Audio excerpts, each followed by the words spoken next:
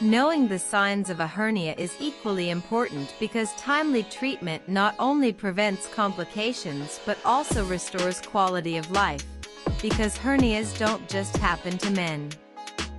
Hernias are not just a man's problem, women get them too, but their symptoms are often masked and misunderstood. In women, pain due to a hernia may frequently be mistaken for menstrual cramps, bloating, digestive discomfort, or even back pain. This means many cases are not diagnosed until complications like strangulation or intestinal obstruction occur. Knowing the early warning signs can make all the difference. Here is what every woman should know to protect her health. In women, the most common types of hernias are femoral and umbilical. Femoral hernias occur in the upper part of the thigh and can be especially dangerous if left untreated. Umbilical hernias occur around the belly button navel. According to Dr. Aparna Govil-Bhaskar, a bariatric, hernia and laparoscopic surgeon at LH Hiradani Hospital, Saifi Hospital and Namangha Hospitals, Mumbai, hernias can develop when the muscles in the belly wall become weak and internal organs and tissues push through the weak spot. This weakness can be caused or worsened by pregnancy, obesity, frequent coughing, long-term constipation, or lifting heavy objects. Recognizing these risks early can help women get the right treatment before complications arise. In women, symptoms of a hernia can be more subtle than in men. Instead of a clear bulge, they may present as dull pain in the lower abdomen, a sense of pressure, bloating, or intermittent discomfort. These vague signs are commonly mistaken for polycystic ovary syndrome (PCOS), endometriosis, indigestion, or menstrual cramps. Many women tend to dismiss the discomfort or attribute it to routine problems like back pain or digestive issues. In India, this tendency is made worse by the fact that women often put their own health last while focusing on caring for their families.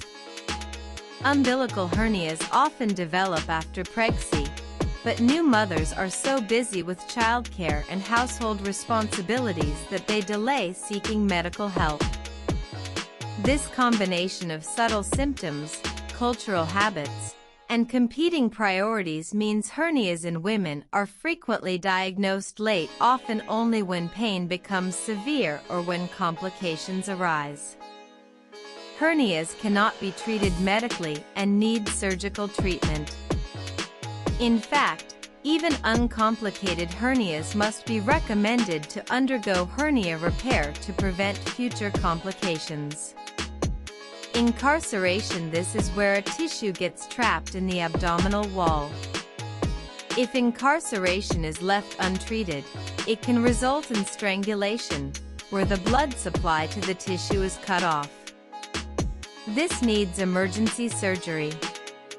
Strangulation of the hernia: this can lead to permanent damage and, in the most serious cases, can be life-threatening.